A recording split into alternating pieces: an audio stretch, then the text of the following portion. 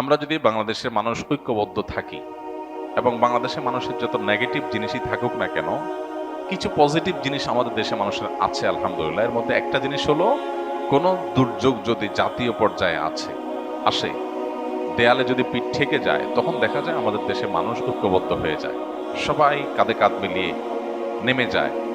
এবং আলহামদুলিল্লাহ, এটা আমাদের একটা শক্তির জায়গা। আরেকটা শক্তির জায়গা হলো এদেশের বেশিরভাগ মানুষ মুসলমান। তারা যদি হিন্দুত্ববাদ দ্বারা আক্রান্ত হয়, প্রতিটা মানুষ আল্লাহকে খুশি করবার জন্য তার জীবন দেওয়ার জন্য প্রস্তুত থাকবে ইনশাআল্লাহ। সো আমার মনে হয় না যে আমাদের এই প্রিয় স্বদেশকে কেউ তুড়ি মেরে উড়ি দিয়ে দখল করে নেবে, এই স্বপ্ন বাস্তবায়ন হবে এত সহজ না ইনশাআল্লাহ তাআলা। তবে এর জন্য আমাদেরকে ঐক্যবদ্ধ থাকতে হবে এবং সতর্ক থাকতে হবে, সচেতন থাকতে হবে। আমরা অনেকে দেখা যায় আজকাল বলি যে আমরা যুদ্ধ চাই, যুদ্ধ চাই। যুদ্ধ চাওয়া হাদিসে নিষিদ্ধ। আমরা যুদ্ধ চাইবো না। নবী সাল্লাল্লাহু আলাইহি ওয়াসাল্লামের শিক্ষা হলো আমরা আল্লাহর কাছে আমান বা নিরাপত্তা চাইবো, যুদ্ধ না। আমরা চাইবো আমাদের প্রতিবেশী দেশের সাথে আমাদের সম্পর্ক ভালো থাকুক। তারা আমাদের উপরে দাদাগিরি, খবরদারি, আমাদের উপরে মাতবরি, আমাদেরকে দাসসুলভ আচরণ করার মানসিকতা তারা ছেড়ে দেখ। এদেশের মানুষ বহু সহ্য করেছে, এ বিষয়ে দেশের মানুষ আর সহ্য করবে না। প্রত্যেকটা মানুষ ক্ষোভে ফুঁসে উঠছে, এটা তাদের বোঝা উচিত। তারা যদি এটা বুঝেন, তাহলে ভালো প্রতিবেশী হয়ে আমরা থাকতে পারি, বসবাস করতে পারি। সেটা তাদের জন্য কল্যাণের, আমাদের জন্য কল্যাণের।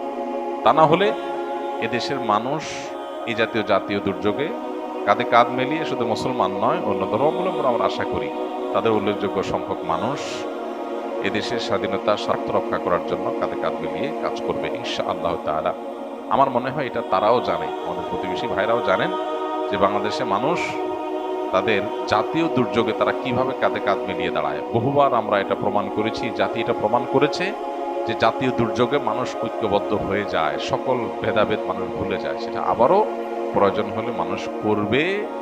কিন্তু কেউ যদি এক্সপেরিমেন্ট চালাইতে আসে বাংলাদেশি মানুষের উপরে, আমার তো মনে হয় যে তাদের নিজেদের অস্তিত্ব নিয়ে টানাটানতে পড়বে ইনশাআল্লাহ। এই জন্য আমাদের ইমানকে বৃদ্ধি করতে হবে, আমাদের চেতনাকে জাগ্রত করতে হবে। অ্যাজ এ মুসলমান আমাদের মধ্যে এই মানসিকতা থাকতে হবে যে আমরা আল্লাহর জন্য আমাদের জীবনও প্রয়োজনীয় দিতে আমরা প্রস্তুত। আমাদেরকে যারা কোণঠাসা বানায় রাখে, দাস বানায় রাখে, প্রেসারে রাখে, চাপে রাখে, দখলদারিত্বের মানসিকতা রাখে, খবরদারের মানসিকতা রাখে, ঘৃণা ভরে তাদের এই মাতবরি আমরা প্রত্যাখ্যান করব। আমাদের স্বাধীনতার জন্য হুমকির যে সমস্ত পদক্ষেপ তারা নেয়, সেগুলোর বিরুদ্ধে আমরা প্রত্যেকটা মানুষ লড়বো ইনশাআল্লাহ। আমরা যদি সতর্ক থাকি, তাহলে ইনশাআল্লাহ কোনোদিনই তারা সেটা করতে পারবে না ইনশাআল্লাহ।